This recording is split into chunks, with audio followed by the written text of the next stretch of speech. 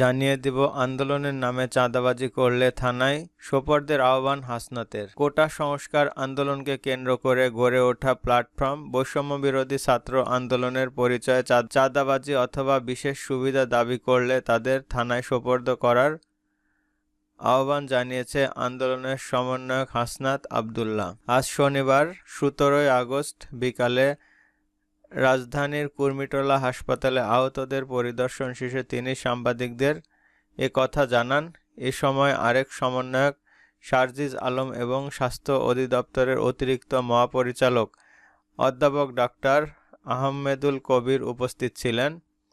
হাসনাত আবদুল্লাহ বলেন, গতকাল থেকে আমরা আহতদের দেখতে রাজধানীর বিভিন্ন হাসপাতাল পরিদর্শন করছি। আজ ঢাকা মেডিকেল কলেজ হাসপাতালের অভিজ্ঞতা থেকে বলতে চাই, ফিলিস্তিনের রাফা ক্যাম্প বাংলাদেশেরও আছে এবং সেটি হচ্ছে ঢাকা মেডিকেল কলেজ। অর্থাৎ আমাদের স্বাস্থ্য ব্যবস্থা এতটাই ভেঙেছে যে ফিলিস্তিনের সঙ্গে ঢাকা মেডিকেলের কোনো অমিল নেই। অর্থাৎ বিগত সরকার আমাদের স্বাস্থ্য খাতের জানাজা করে দাফন কাফন সম্পন্ন করে দিয়েছে। এই ভঙ্গুর স্বাস্থ্য খাতকে আবারও পুনরুজ্জীবিত করতে হলে আমাদের অন্তর্ভুক্তিমূলক বিভিন্ন সিদ্ধান্ত নেওয়া প্রয়োজন। তিনি বলেন, আজ স্বাস্থ্য বিভাগের কর্মকর্তা ও ঢাকা মেডিকেল পরিচালকের সঙ্গে আমাদের বৈঠক হয়েছে।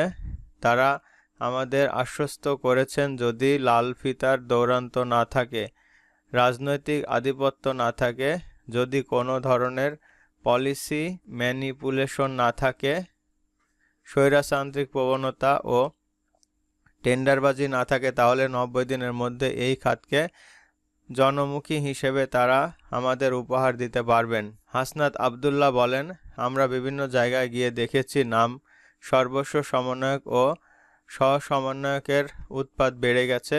অনেক বেশি সেবা সুবিধা দিতে গিয়ে হাসপাতালের স্বাভাবিক কার্যক্রম ব্যাহত করেছে। সেজন্য আহতদের চিকিৎসার জন্য একটি আলাদা ইউনিট করা হয়েছে। সেখানে চিকিৎসার জন্য কোনো অর্থ লাগবে না। তিনি বলেন, আমরা দেখেছি যে সমন্বয়ক ও সহ-সমন্বয়ক পরিচয়ে ব্যানার টানিয়ে ফান্ড কালেকশন করা হচ্ছে। আমরা হাতে নাতে 1,80,000 টাকা সহ একটা পক্ষকে ধরেছি।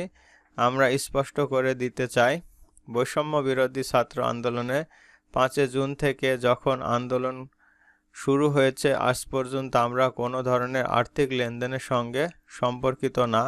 আমাদের যদি কোনো ধরনের আর্থিক সহায়তার প্রয়োজন হয় সংশ্লিষ্ট মন্ত্রণালয়ের মাধ্যমে জানানো হবে।